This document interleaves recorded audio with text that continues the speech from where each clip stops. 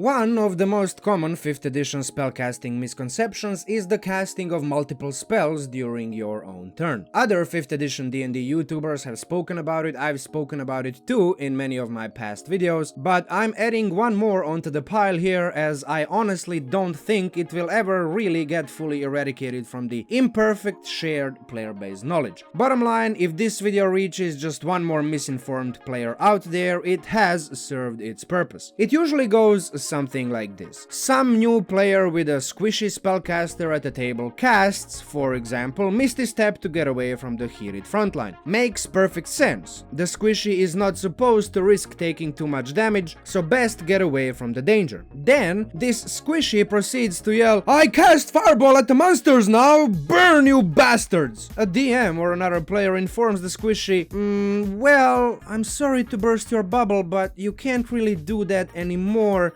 See, you've already cast Misty Step with your bonus action, so you can only cast cantrips with your action during this particular turn. Then the squishy spellcaster asks, "Oh, I can't cast 2 spells?" To which they get an answer along the lines of, "Well, I mean, you can, but one of them has to be a cantrip now that you've already used your bonus action to cast another spell." Oh, bummer. So, 1 level spell, 1 cantrip, got it. I'll remember in the future, says the squishy caster. And this seemingly innocuous conversation just resulted in yet another player who completely misunderstood the spellcasting action economy limitations. In this video, I'm going to explain to you exactly how and why you can cast not just 2, but maybe even 3 spells on your turn and none of them are cantrips. In other words, yes, you can cast 2 fireballs on your turn and then maybe even a counterspell to prevent another counterspell from counterspelling your fireball. But before you do that, make sure you spend your bonus action to Misty Step on the thumbs up and stomp it into the painful shade of blue. Spend your action to cast Firebolt cantrip on the subscribe button and turn it into ash. And then finally your reaction to counterspell the bell icon, preventing you from getting notifications of all of my future uploads. Let's talk about spells and action economy now. The first thing to understand is that cantrips are spells. For several reasons, a lot of people assume they are some exception, some special case compared to spells that require level 1 to level 9 spell slots, but actually they're not. They're just spells that you can cast at will. Second thing to have in mind is that only the spells with the casting time of 1 bonus action limit you to casting only cantrips for the remainder of the turn during which you cast those bonus action spells. In other words, if you use your bonus action to cast any spell, cantrip or otherwise, the only other spells you can cast for the rest of your current turn are cantrips. This rule can be found on page 202 of Player's Handbook, and this is it. It's the only thing you really need to know. Everything else, in theory, is possible. Of course, during a single round of combat, most characters' action economy consists of 1 action, 1 bonus action, 1 reaction, and 1 colloquially called free action, such as drawing a sword or opening a door or just interacting with an object, in most cases, described in more detail as other activity on your turn on page 190 of Player's Handbook. The most common special case has to do with reaction spells. Counterspell is the most notorious one in my own experience because so many people get tripped up on the invalid notion of not being able to cast 2 leveled spells during their turn. For example, you cast Fireball, followed by hostile spellcaster's counterspell, attempting to cancel your Fireball, to which you then use your own counterspell to intercept the hostile caster's counterspell. This is perfectly legal. It follows the rules, there's nothing wrong with it, it is not overpowered because, let's be honest, you're burning through your spell slots like there's no tomorrow. It has even been specifically addressed in Sage Advice Compendium for a good while now. Sorcerer's Quicken metamagic often causes headaches at the tables worldwide as well. Even very experienced players simply forget to first quicken their Fireball as a bonus action spell before using their action to cast a Firebolt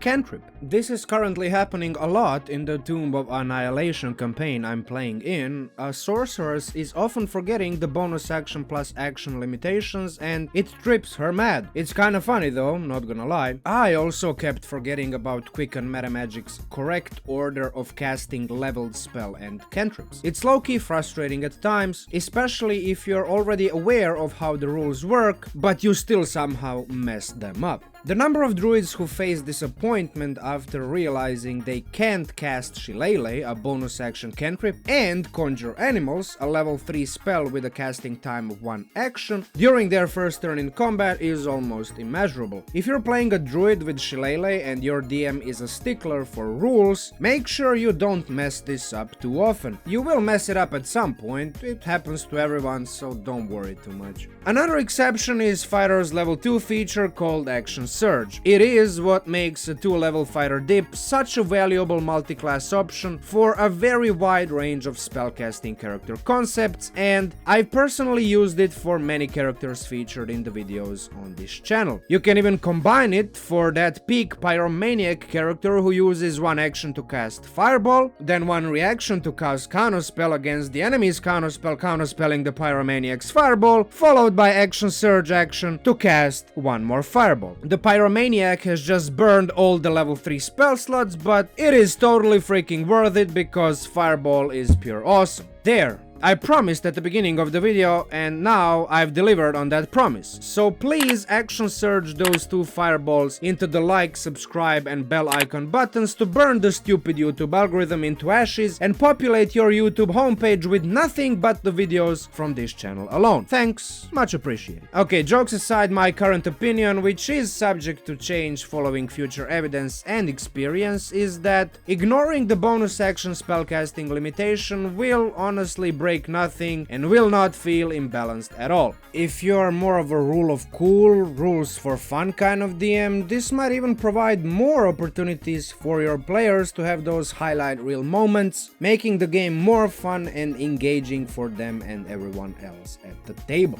I watched Critical Role's Matthew Mercer allowing his players to cast level 1 or higher spells with both their bonus action and their action during the same turn. It didn't feel or appear broken or overpowered at all. If anything, it made those characters even more interesting and fun. I'm more than willing to consider any and every counter argument, so don't be shy, post them in the comments below. If you choose to follow rules as written, just let your players know in advance. You can even point them to this video if you deem it worthwhile, but don't feel obliged.